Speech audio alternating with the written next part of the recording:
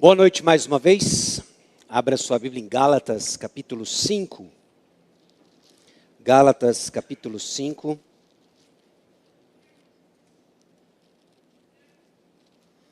Versículo 26 até Gálatas, capítulo 6, versículo 5. Nós estamos na penúltima mensagem da nossa série, baseada na carta aos Gálatas. Temos visto uma carta de uma dura exortação aos Gálatas que estavam comprometendo o Evangelho. Estavam adicionando ao Evangelho as obras da lei. Estavam somando a obra de Cristo à lei mosaica, em particular a circuncisão. Estavam então exigindo que os gentios, aqueles que não eram judeus, também se circuncidavam como a obra adicional a entrar na família da fé. O apóstolo Paulo então é rápido e direto, dizendo que esse não é o verdadeiro evangelho, é Jesus e mais nada. Jesus e mais nada. Não há outro caminho para entrarmos na família de fé, a não ser a obra do Senhor Jesus Cristo. Qualquer outra mensagem é um outro evangelho que não é evangelho. O apóstolo Paulo, então, até o capítulo 4, versículo 11, traz, então, uma explicação, uma robusta doutrina da justificação. Somos justificados pela fé. A partir do versículo 12, o apóstolo Paulo traz os desdobramentos práticos da justificação pela fé. Somos justificados, somos feitos justos somente pela fé, mas a fé que salva não anda sozinha. Ela é acompanhada daqueles que andam no Espírito. Há uma porção de imperativos e ordens daqueles que são verdadeiramente livres para andar no Espírito. Eles devem então seguir o exemplo do apóstolo Paulo, que caminhava livre da lei. Devem permanecer livres em Cristo e não se submeter à circuncisão, resistindo às tentações dos falsos mestres. O ensino do falso mestre é tentador porque nos põe de volta no controle da nossa eternidade, da nossa caminhada espiritual, quando verdadeiramente livres nos submetemos a Cristo Jesus, nos submetemos ao Espírito Santo. Fomos então chamados à liberdade, e tal liberdade se manifesta em servir um ao outro em amor, e manifestamos essa liberdade andando no Espírito. E semana passada, então, nós olhamos para o fruto do Espírito Santo versus as obras da carne. Okay? E hoje em Gálatas capítulo 5, versículo 26, até Gálatas capítulo 6, versículo 5, nós vamos ver mais um aspecto da nossa liberdade que tem a ver com uma das características do Senhor Jesus Cristo vista nos seguidores de Jesus Cristo. Trata-se de desfrutarmos de uma liberdade humilde. A humildade. Ser verdadeiramente livre é caminhar também em humildade. E o que você vai ver no texto? Conforme nós olhamos para o texto bíblico, Gálatas capítulo 5, versículo 26, até Gálatas capítulo 6, versículo 5. De que a verdadeira liberdade resulta em humildade. Irmãos, sermos verdadeiramente livres implica num estilo de vida marcado pela humildade. Na sequência, o apóstolo Paulo nos ajuda, movido pelo Espírito Santo, a entender que a liberdade do Evangelho cria uma comunidade de ajuda mútua. E nós vamos ver dois aspectos dessa ajuda, que é manifestação da humildade daqueles que são verdadeiramente livres em Cristo Jesus. E ele encerra então nos versículos 3 a 5, de que essa verdadeira liberdade é desfrutada debaixo do temor do Senhor. Meus irmãos, essa humilde liberdade nos ajuda a enxergar que crentes em Cristo Jesus, crentes no verdadeiro Evangelho, não devem competir em provocação ou inveja um com o outro, mas apoiar uns aos outros a carregar os seus fardos. Ao mesmo tempo, crentes libertos pelo verdadeiro Evangelho precisam entender que eles irão estar diante de Deus e um dia vão prestar contas por suas ações no último dia. É uma combinação de humildade diante do temor do Senhor que nos leva a uma ousadia diante daquilo que Ele nos chama para uma vida em comunidade. Nós vamos então ler o texto de Gálatas capítulo 5, versículo 26 até 6, versículo 5. Depois nós vamos orar mais uma vez e seguiremos então com a explicação e aplicação do texto bíblico. Então abaixe sua cabeça. Vamos ler primeiro o texto, desculpa, e depois nós oramos. Se quiser abaixar sua cabeça para ler o texto, você pode também. Não nos deixemos possuir de vanglória, provocando uns aos outros, tendo inveja uns dos outros. Irmãos, se alguém for surpreendido em alguma falta, vós que sois espirituais, corrigi-o com espírito de brandura, e guarda-te para que não sejais também tentado. Levai as cargas uns dos outros, e assim cumprireis a lei de Cristo. Porque se alguém julga ser alguma coisa, não sendo nada, a si mesmo se engana. Mas prove cada um seu labor, e então terá motivo de gloriar-se unicamente em si e não em outro. Porque cada um levará o seu próprio fardo. Então vamos orar mais uma vez. Senhor, aqui estamos diante da Tua palavra, aqui estamos diante da Tua vontade. Certos, ó Deus, de que somos feitos família espiritual, por aquilo que Jesus Cristo fez, única e exclusivamente por aquilo que Ele fez e mais nada. Nós te louvamos, ó Deus, porque o verdadeiro Evangelho, escrito nas páginas da Tua palavra, chegou até nós. Proclamado, ó Deus, por homens que receberam de outros homens, que receberam de outros homens, que assim receberam do próprio Senhor Jesus Cristo.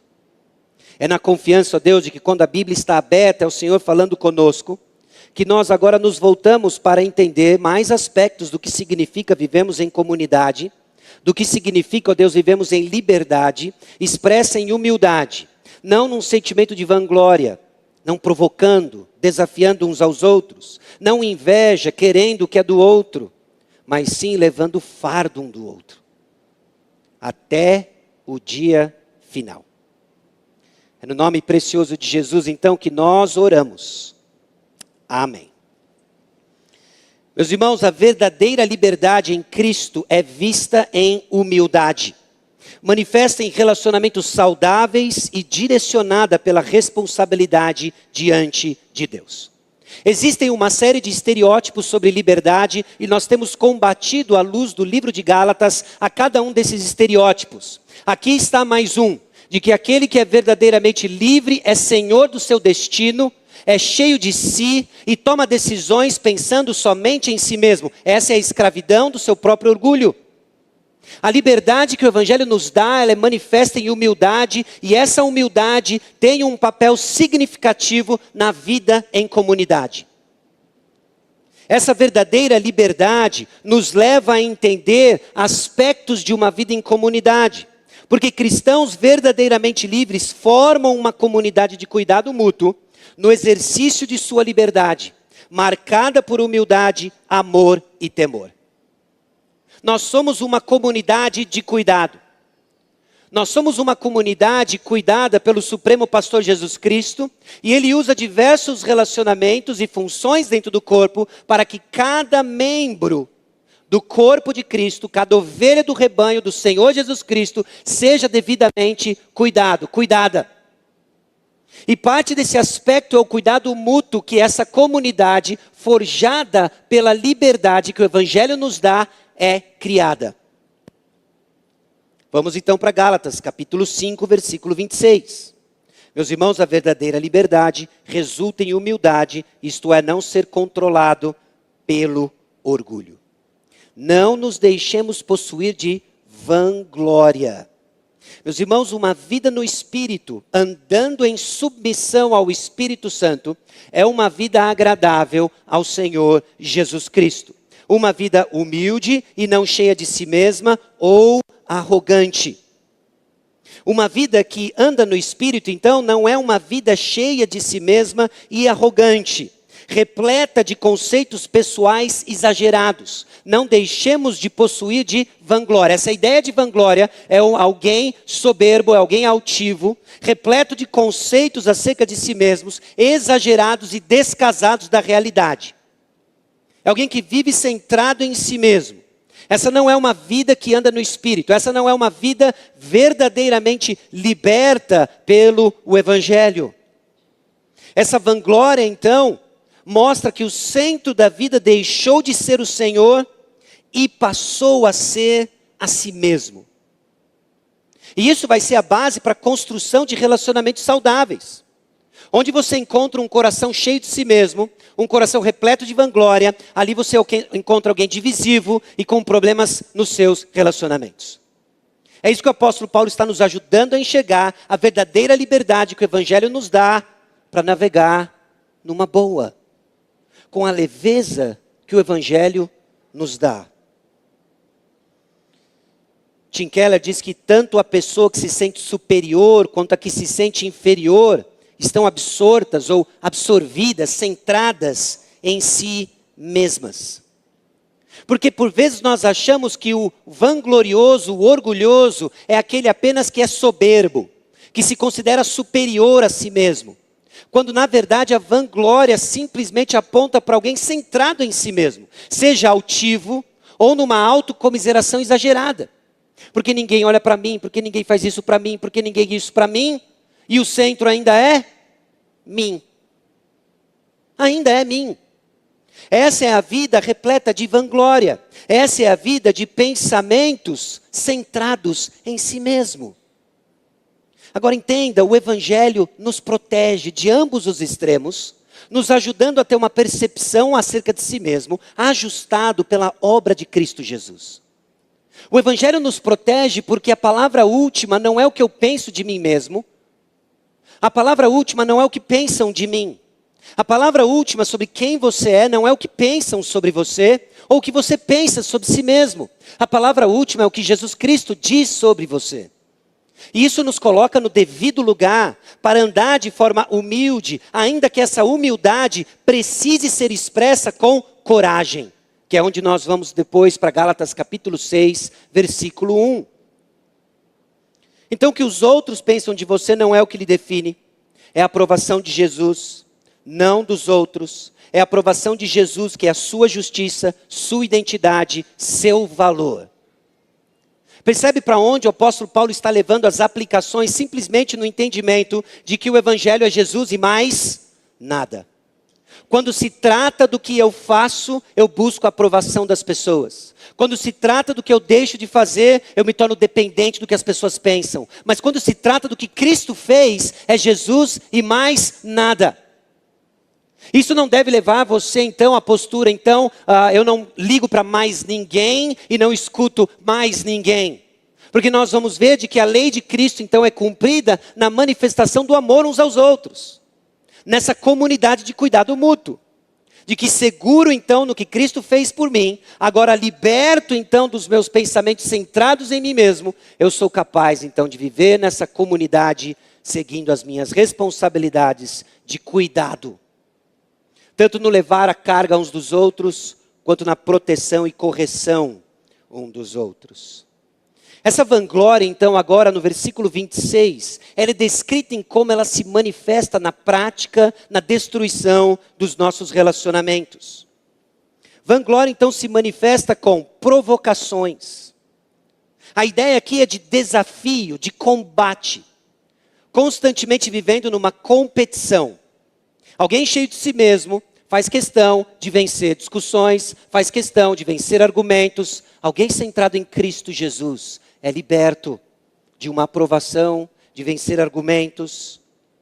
É marcado por inveja, querer o que é do outro. Quando o amor nos chama a buscar o bem do outro. Percebe como as obras da carne são muito mais presentes em nossos relacionamentos do que a gente gostaria, não só de admitir, mas de enxergar. Meus irmãos, quando estamos tomados de nós mesmos, dos nossos propósitos, damos vazão às provocações, damos vazão às invejas, e isso é que vai destruindo nossos relacionamentos. É isso que nós vimos algumas semanas atrás, que motiva o morder, o devorar uns aos outros. O que corrói essa comunidade do Evangelho.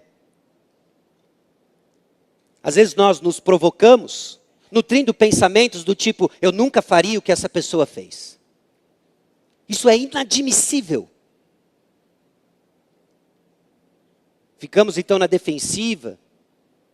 Você inicia confronto, se defende sempre. Meus irmãos, o Evangelho nos liberta disso. Para prestarmos atenção em algo maior e melhor: cumprir a lei de Cristo Jesus, de servir uns aos outros. Tiago capítulo 4, versículo 2, descreve essa hostilidade, uma passagem conhecida por muitos dos irmãos, e diz o seguinte: cobiçais e nada tendes, matais e invejais e nada podeis obter, viveis a lutar e a fazer guerras, nada tendes porque não pedis. Meus irmãos, essa não é uma descrição das pessoas do mundo, essa é uma exortação para as pessoas de dentro da igreja. Assim como Gálatas capítulo 5, versículo 26. Há um risco, uma possibilidade de sermos tomados de vanglória. Vanglória que é vista não necessariamente no estereótipo da nossa soberba e altivez, mas no embate constante, na inveja constante. Isso vai corroendo então nossa comunidade. O apóstolo Paulo então muda para o que de fato deve marcar nossa vida em comunidade. Gálatas capítulo 6, versículos 1 a 3. Mostrando que a liberdade do evangelho cria uma comunidade de ajuda mútua. E é interessante, logo no primeiro termo que tem aqui na tradução da Revista Atualizada, como ele descreve essa comunidade. Essa comunidade é uma família espiritual. Ele chama de irmãos. Irmãos. Não é interessante de que família, via de regra, é o lugar onde mais nos machucamos, mas onde também estamos mais seguros? E por alguma razão nós achamos que espiritualmente vai ser diferente. Quando na verdade vivemos em família, vivemos como irmãos, é o lugar onde nós nos machucamos, mas também onde nos guardamos. Essa comunidade de ajuda mútua é uma família espiritual. Cabe a nós a reflexão do que significa quando a Bíblia não nos chama de amigos, quando a Bíblia não nos chama de colegas, quando a Bíblia não nos chama de parceiros, quando a Bíblia não nos chama de qualquer outra coisa senão irmãos. Irmãos. É assim que você olha para o seu irmão. Que não seja simplesmente uma categoria que nos acostumamos e deixamos de enxergar suas implicações. Irmãos, se alguém for surpreendido em alguma falta, vós que sois espirituais, essa ajuda espiritual, essa comunidade de ajuda mútua, envolve correção, e o objetivo dessa correção, corrigi-o com espírito de brandura, é a ideia de voltar a funcionar bem. Um irmão perdido na sua falta, o irmão perdido no seu pecado, o irmão perdido na sua perspectiva equivocada da comunidade de fé, é um irmão que não está funcionando bem. E às vezes nossa postura é simplesmente de deixar quieto. Esquecido do capítulo 5, versículo 9, de que um pouco de fermento leveda toda a massa. De que o pecado não confrontado, ou melhor, não corrigido, tem um impacto social que corrói nossos relacionamentos e que nos levam à vanglória, aos combates, às invejas. A ajuda espiritual envolve correção com o objetivo de voltar a funcionar bem. Meus irmãos, nosso Pai Celeste, de acordo com Hebreus capítulo 12, age assim conosco. A olhar para cada um de nós e ver aquilo que não tem a ver com Jesus Cristo, seu amor não é indiferente, seu amor não é apático aos nossos problemas, e Ele administra então as provas, Ele administra então as tribulações, a fim de tirar tudo aquilo que tem em nós, que não tem a ver com Jesus. E a razão porque nós somos coniventes com o pecado, a razão porque nós buscamos ser socialmente aceitáveis, ainda que o meu irmão esteja preso em alguma falta, tem a ver porque perdemos o deslumbre de ver Cristo forjado em cada um de nós. Perdemos o amor por Jesus. Perdemos o amor por Jesus. Amamos mais o nosso conforto, amamos mais a nossa proteção pessoal do que a glória de Cristo vista no amor, no corpo de Cristo. A ajuda espiritual, então, não é ficar dando bronca em irmão. Não é dar pito em irmão. Esse irmão não está funcionando bem. Ele precisa ser corrigido. Ele precisa ser trazido de volta. Essa correção é feita por quem anda no Espírito. Às vezes o texto um pouco nos intimida, não é? Vós que sois espirituais. Bom, eu não sou. Quem sou eu, não é? Quem sou eu? Bom, o quem sou eu informa a sua atitude, mas não é impedimento para o seu passo. O quem sou eu te ajuda a não vir de cima para baixo, mas não pode ser um impedimento para o seu passo. Vós que sois espirituais nada mais é do que aquele que anda no Espírito. Você nasceu no Espírito, ande no Espírito. O que se espera de um crente, então, é isso. É essa correção, feita por quem anda no Espírito. Ainda em Gálatas, capítulo 6, versículos 1 a 3, nós vemos que a forma que essa correção é feita importa. E importa muito. É com espírito de brandura. Meus irmãos, a ira dos homens não produz a justiça de Deus. E por vezes o que fazemos em nome da correção, nada mais é do que descarrego da nossa frustração. Alguma coisa lhe incomodou, tiraram algo que é importante para você, e a sua resposta exagerada, sem espírito de brandura, mostra e revela que o seu coração não é a glória de Cristo, mas a sua vontade, a sua preferência. Assim que o nosso coração opera quando perdemos o deslumbre por Cristo Jesus. Eu não sei como é que você encara esse nosso período anterior à mensagem, quando nós cantamos. Às vezes a gente enxerga simplesmente como um preparo, um aquecimento para ouvir a palavra. Bom, tem o seu papel. Mas o papel mais importante, meus irmãos, é que aprove ao Senhor que através de cânticos e hinos, cânticos espirituais e hinos, nós estamos louvando ao Senhor, cultuando ao Senhor, nós estamos adorando ao Senhor, e quando adoramos ao Senhor como povo de Deus, estamos treinando o nosso coração para desejar a Jesus e mais nada. Quando deixamos de cultuar ao Senhor, nos tornamos vulneráveis a qualquer tipo de substituto a Jesus. Substitutos esses que ganham tanta importância, que corroem os nossos relacionamentos e deixamos de enxergar o irmão ao lado como família espiritual, mas ele passa a ser um obstáculo para aquilo que eu quero. Está aí a vanglória, provocações e invejas. Isso nos corrói, como o fermento que leveda toda a massa. E você enxerga essas coisas e observa isso no dia a dia. Talvez até identifique e diz, eu espero que um dos pastores haja rápido.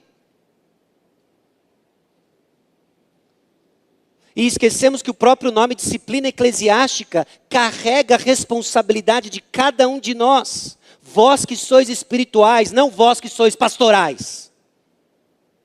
Você tem uma responsabilidade nesse processo. E o fato muitas vezes de padecermos e deixarmos de crescer em saúde em nossos relacionamentos tem a ver com a apatia que desenvolvemos diante da falta do irmão ao meu lado, que carece de uma palavra de ânimo e encorajamento, que carece de uma palavra de correção, para que ele volte a funcionar bem. Para que ele volte a funcionar bem. A correção então requer uma percepção honesta e humilde de si mesmo. O versículo 1 termina, e guarda-te para que não sejas também tentado. Uma vez eu ouvi um pastor, numa mensagem em Romanos, dizendo que aquilo que mais nos irrita é aquilo que mais nos tenta. Até hoje eu fico tirando lições disso. Não vou dizer assim, diz o Senhor, mas eu vou dizer assim, diz a sabedoria desse servo do Senhor. Aquele servo do Senhor. Aquilo que normalmente nos irrita é normalmente o que nos tenta. Aquilo que nos indigna nos outros é aquilo que nos tenta. E eu fiquei com aquilo na cabeça, eu lembro uma vez na fila do seminário, em que eu estava por último, o professor dispensou a nossa turma por último, estava no final da fila. E no final da fila eu olhei as pessoas lá na frente, se servindo. Arroz, feijão e mistura. E seminário é uma experiência de que quando a mistura acaba, começam a sair os ovos da cozinha. É a desova. E eu olhei para aqueles irmãos abençoados, pegando múltiplas misturas, e me regozijei com eles. que bom. Alegrar com os que se alegram. Vão, irmãos, comam mais. Eu comecei a ficar indignado com aquele egoísmo e falta de consideração. Porque na verdade eu estava pensando com os irmãos que estavam atrás de mim. Porque eu estava pensando em mim. Aquilo que nos indigna, via de regra, é o que nos tenta. E nós nos perdemos nisso porque perdemos a visão de Cristo Jesus. Esquecemos que fazemos parte de uma família espiritual, cujo propósito não é outro, senão tornar conhecido o nome de Jesus. Porque fomos alcançados por Ele, e mais nada.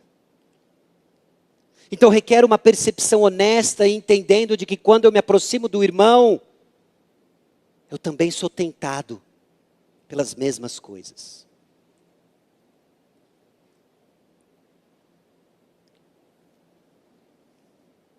Ainda voltando um pouco para o contexto de seminário, louvado seja o Senhor pelos professores que Ele colocou na minha trajetória. Eu me lembro de um em particular que enfatizava que aconselhamento é guerra. Aconselhamento é guerra. Sabe o que está? Mas não demora muito tempo para você entender que não só é guerra, mas não é uma guerra de carne e sangue. É uma guerra que expõe o campo de batalha não no coração do aconselhando, mas de todos os envolvidos. É uma guerra que mostra que muitas vezes o que nos separa de um irmão em pecado é apenas 2 metros da conversa. Porque qualitativamente todos nós lutamos com as mesmas coisas.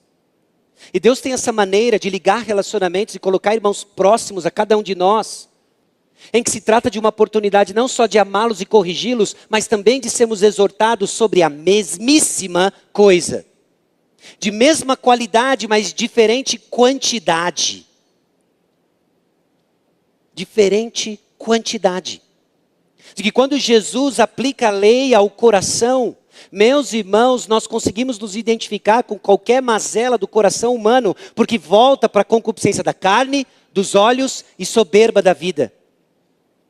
Mas se estamos presos apenas ao estereótipo, se estamos apenas indignados com, eu não acredito que esse irmão foi capaz de fazer isso, numa atitude cheia de vanglória, de combate, de inveja, nós deixamos de enxergar que somos farinha do mesmo saco. Se da família espiritual, saco redimido, graças a Deus. Graças a Deus. Mas cuidado, guarda-te para que não sejas também tentado. Não devemos então focar no pecado do próximo, provocando e desencorajando simplesmente porque ele pecou. Aqueles que restauram então devem lembrar de sua própria propensão ao pecado. Não como obstáculo. Bom, quem nunca, né? Mas informando a sua atitude. Sim, quem nunca? E ambos conhecemos a Cristo. Então volta, meu irmão. Corrigindo em espírito de brandura. Volta. O reconhecimento, então, de suas próprias falhas irá manter os cristãos longe do triunfalismo ou da arrogância. Nada como a prática contínua da confissão de pecados para nos manter no nosso lugar, aos pés da cruz, e aqueles que de lá saíram, chamá-los de volta. É aqui, aqui, é aqui. Ainda dentro dessa comunidade de ajuda mútua, a ajuda também envolve carregar a carga um do outro. Versículo 2. Levai as cargas uns dos outros. Carga aqui é um termo mais amplo. Não simplesmente pecado, mas pode ser, por exemplo, perseguição, dificuldades financeiras, doenças e coisas do tipo. Gente próxima que padece, que carrega uma pesada carga, e que cabe a nós levar a carga uns dos outros. Essa vai ser sempre uma decisão difícil. Quando nós nos deparamos, por exemplo, e falamos sobre isso hoje pela manhã, não é? Dos nossos irmãos que padecem no Rio Grande do Sul. Que carga, meus irmãos. Que carga. Informados disso, então, é bem possível que teremos oportunidades de alguma forma, ainda que distante, talvez alguns próximos, de levar a carga uns dos outros. Pesado demais. Nós estamos falando da possibilidade de que irmãos nossos, salvos pelo mesmo Cristo, perderam tudo nessa terra. Perderam tudo. Levar as cargas uns dos outros. Senhor, nos ajude a entender, que essa seja a nossa oração. Senhor, nos ajude a entender qual é a nossa responsabilidade nisso. Qual a nossa responsabilidade nisso? De uma certa forma, a nossa responsabilidade aumenta e significativamente quando estamos falando de proximidade, não é? Nós vamos olhar assim para o sul, nós vamos olhar para o irmão do lado. E louvado seja o Senhor pelo movimento diaconal no meio da igreja. Aliás, um profundo respeito aos nossos diáconos e diaconisas que tomam decisões difíceis de ajuda prática. E nós vamos ver parte dessas dificuldades quando somos chamados a levar as cargas uns dos outros e equilibrar isso com o fato de que cada um deve levar o seu próprio fardo. Como é que nós encorajamos irmãos que estão carregando um pesado fardo, mas que também são desafiados a prestar contas diante do Senhor? E de que às vezes a melhor forma de ajudá-lo é lembrá-lo de que sua responsabilidade é levar este fardo. Nossa responsabilidade é levar esta carga. E caminharmos com os irmãos numa comunidade de ajuda mútua. A ajuda mútua, então, é o cumprimento da lei de Cristo. É assim que ele termina o versículo 2. Levando a carga uns dos outros, assim cumprireis a lei de Cristo. Na semana retrasada, nós vimos no versículo 14, porque toda a lei se cumpre em um só preceito, a saber, amarás o teu próximo como a ti mesmo. Esses Gálatas que estavam tão obstinados, não é, em cumprir a lei, deixavam escapar aquilo que resume no coração de alguém regenerado uma vida de obediência. É a lei de Cristo, é o amor. É o amor. Meus irmãos, somos chamados a cumprir a lei de Cristo. Manifesto em amor. Assim agimos como Cristo agiu. A vida e a morte de Cristo se tornou um exemplo supremo de amor. Não tem truco no amor de Cristo. Não tem como vencer isso. E ele deixou isso como um exemplo para que o corpo de Cristo siga na construção de relacionamentos saudáveis. Ainda dentro dessa comunidade de ajuda mútua, o versículo 3 descreve o perigo de uma vida centrada em si mesma. Porque se alguém julga ser alguma coisa, não sendo nada, a si mesmo se engana. Quem está consumido de si mesmo, não irá prestar atenção no próximo. Às vezes nós nos tornamos tão consumidos, absorvidos em nossa própria dor, em nossos próprios problemas, em nossas próprias indignações, que deixamos de ver o próximo, deixamos de cumprir a lei de Cristo. Ou seja, indiferença é a marca do isolamento, guiada pelo orgulho. Assim nos isolamos, perdidos em nossa dor, guiados pelo nosso orgulho, deixando de cumprir a lei de Cristo. Ou ainda, o orgulhoso acredita que está imune à tentação. Eu não acredito que fizeram isso. Isso é um absurdo. Ainda se diz crente. Então nos afastamos e nos isolamos. Sabe por quê? Porque no fundo a gente acha que isso nunca vai nos pegar. Você tem uma visão inflada da sua espiritualidade. Você tem uma visão equivocada da sua necessidade. E possivelmente uma distorção do que Cristo fez por você. A arrogância então tira pessoas da vida das outras. Mas isso também é um engano. Pois aqueles que são orgulhosos são impressionados consigo mesmos. Quando na verdade eles não são nada. Aliás, é assim que o Senhor nos trata. Ao falar das provas, Ele sabe que somos pó. Pensa, o Salmo diz isso claramente. Ele conhece a nossa estrutura, sabe que somos pó. O que se espera de pó? É isso que se espera de pó. Nada mais do que isso. Então toda e qualquer conquista e avanço, nada mais é do que a manifestação da poderosa graça de Deus em tornar conhecido o seu nome no nosso meio. Gálatas, capítulo 6, versículos 4 e 5, O apóstolo Paulo agora direciona a sua atenção para essa liberdade verdadeira. Ela é desfrutada debaixo do temor do Senhor. A liberdade, meus irmãos, que temos do fato de que um dia responderemos apenas para um só Senhor, Jesus Cristo. Você sempre vai servir pessoas, mas o mestre não muda. O mestre é Jesus. O que Cristo requer de você?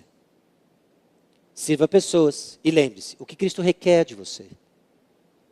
Mas quando pessoas se tornam mestre, deixamos de corrigi-las, porque carecemos delas um significado ao qual nós atribuímos algum valor, quando Jesus Cristo já disse que Ele é tudo o que precisamos.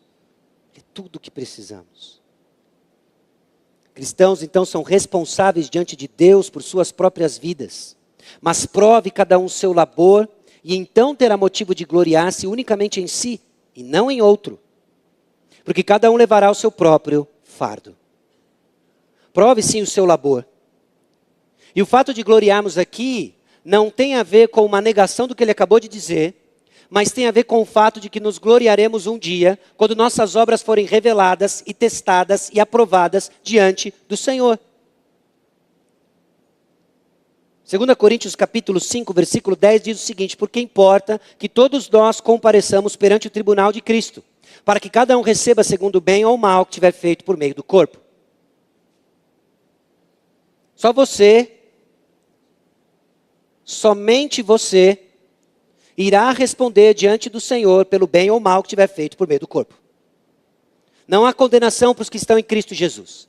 Mas o apóstolo Paulo coloca aqui algo que ele julgou, movido pelo Espírito Santo, que é persuasivo o suficiente para que isso gere em nós temor de como nós andamos e reagimos a essa vida. Você vai responder diante do Senhor. Então não se engane, superestimando o que você já fez ou pensa que fez. As glórias do passado ficam no passado, juntas para serem provadas diante do Senhor. Mas cada dia é um leão novo. Cada dia é uma jornada diferente, com o mesmo propósito, as mesmas armas, munidos da nossa identidade em Cristo Jesus, Jesus e mais nada. Por isso, em Romanos capítulo 12, versículo 3, o apóstolo Paulo diz: porque pela graça que me foi dada, digo a cada um dentre vós, que não pense de si mesmo além do que convém. Antes fez com moderação, segundo a medida da fé que Deus repartiu a cada um. Você quer ter uma opinião honesta, acurada, de quem você é? Procure por Cristo Jesus, que diz quem você é. É medida, segundo a medida da fé de cada um. E por vezes nós procuramos consolo, não é? Em vãos e vazios elogios, em afirmações de bajulação, e nós procuramos esse tipo de coisa, e não encontramos descanso, e nunca vamos encontrar descanso. Porque só em Jesus, meus irmãos, é só no que Cristo fez por nós, que nossa alma encontra descanso e segurança, para seguirmos vivendo de acordo com a vontade dele, andando no Espírito. Então aguarde o julgamento final, lá que teremos clareza do que fizemos. Lá não só o que é feito, mas as motivações por trás, que serão reveladas, escancaradas, para a nossa alegria e para o nosso temor. Para a nossa futura alegria e para o nosso temor presente, caminhando debaixo do temor do Senhor. Por isso, não te glories do dia de amanhã, que não sabes o que trará a luz. Seja o outro que te louve, não a tua boca, o estrangeiro e não os teus lábios. Tem muita sabedoria aqui. Tem muita sabedoria aqui. Porque cada um levará o seu próprio fardo.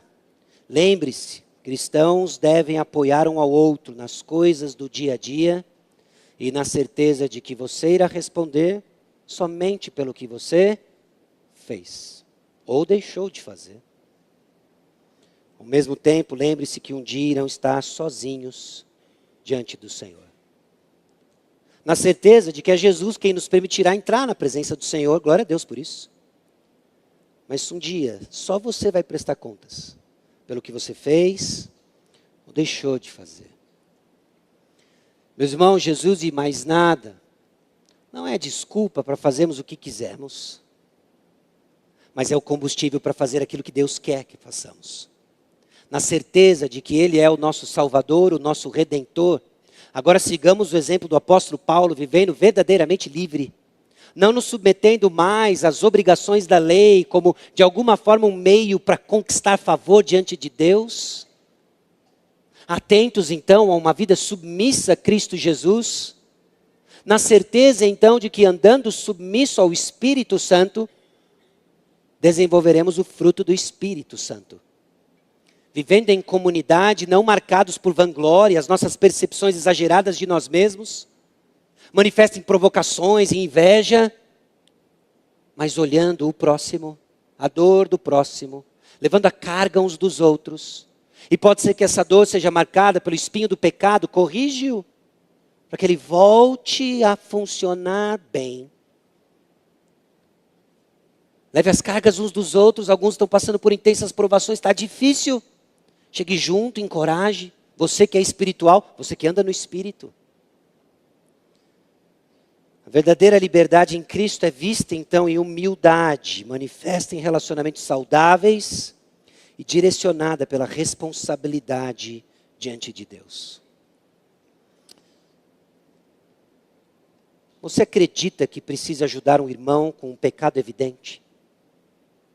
Você acredita nisso? Você acredita que de alguma forma o Espírito Santo está trabalhando a fim de ir e conversar e ter conversas a fim de corrigi-lo? Ou ainda, você está disposto a ouvir as pessoas que querem restaurar você? Tem irmãos dispostos a restaurar você. Você está disposto a ouvir?